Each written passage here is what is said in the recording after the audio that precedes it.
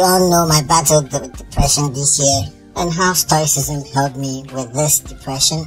Yeah! The journey of Stoicism has taken me through a lot of people, through the hands of Marcus Aurelius, through the hands of writers like Ryan Holiday, through the hands of people like Mark Manson, through the hands of Charles Bukowski, through the hands of Diogenes, and classic philosophers and all that. Today I'm about to talk about a philosopher I'm currently reading about, and his name is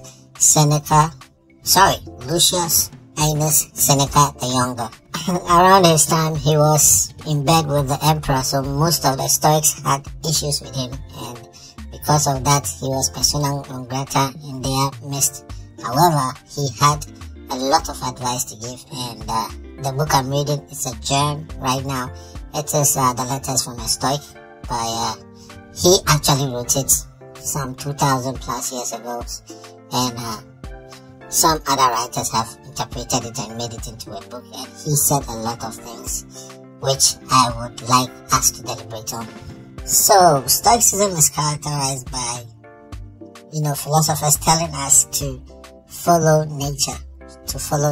Another thing that cuts across all Stoic philosophers is embracing the present, forgetting about the past, and not being anxious about the future. Every Stoic has this philosophy, and this is what we are coming to expatiate on. I think in his 13th letter, when he was talking about fear, he made a comment which I want to extract and let us know about.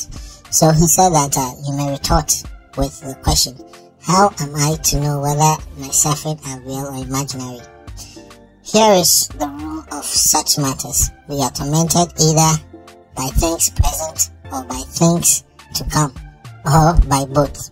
As to things present, the decision is easy.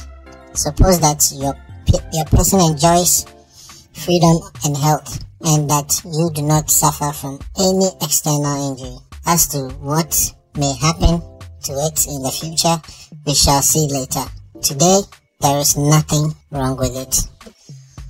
So basically what he's saying is we shouldn't fret too much about the future and think about the present. The present is a gift for us, and like every other Stoic says, he would say that we should focus on the present, and the present is what we are supposed to work on, and we shouldn't think about the future. And by saying that, not saying you shouldn't make plans for the future, but he's saying that you shouldn't be anxious about what will happen, because when it comes, that will be the present and you will take care of it. So don't be too much anxious about the future. I think in another vein, he also said that, but let me share with you as usual the day small, fine. Into brackets, which today is something that I noticed in the Stoic writer Hecato. Hecato is an old Stoic writer who had influenced Seneca in his days. So limiting one's desires actually helps to cure one of fear. Cease to hope, he says, and you will cease to fear. So when you cease to hope, you will cease to fear, which makes a lot of sense, because when you don't put too much expectation on people or events, you won't be anxious about it. But how? You will ask, can things as diverse as these be linked? Well, the fact is Lucilius is the recipient of all Seneca's letters, so it was like a letter writing to Lucilius. Lucilius is his friend, just like in the Bible where Paul was writing to the churches. That's the same thing. Lucilius, that they are bound up with one another, unconnected as they may seem, widely different widely different though they are. The two of them march in unison like a prisoner and the escort he is anchored to. So basically the prisoner and the escort are anchored, trying to say that the prisoner and the soldier, hope and fear is like this, the prisoner and the soldier. Fear keeps pace with hope, nor does they are so moving together surprise me. Both belong to a mind in suspense, to a mind in a state of anxiety through looking into the future. Both are mainly due to projecting our thoughts far ahead of us, instead of adapting ourselves to the present. Also saying that we should think about the present. Thus, it is the foresight and the greatest blessing humanity has been given.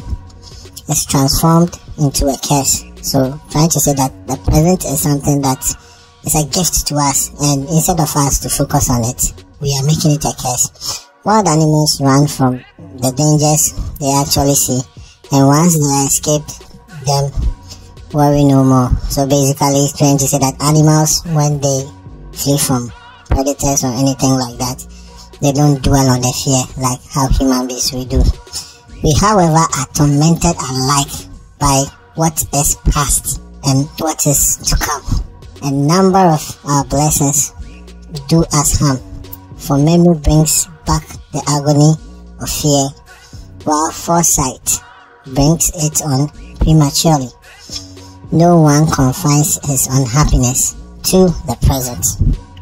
So basically what I was reading is that we as human beings are blessed with memory, are blessed with reasoning, and are blessed with a lot of a higher IQ than animals, and that has become a curse on us.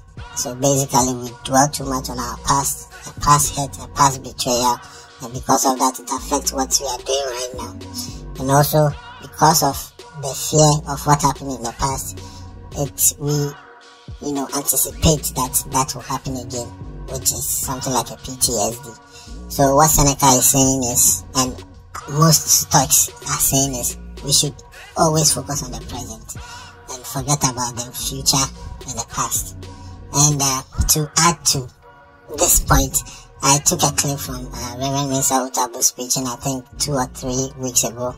It's about, I've forgotten the title, but it's about the principle of living, or gathering, principles of gathering. That's the first episode, and I took a clip from it, and it makes a lot of sense. So it makes a lot of sense to what I'm discussing right now. So I would like to, let you take a look at it and, buttress my point.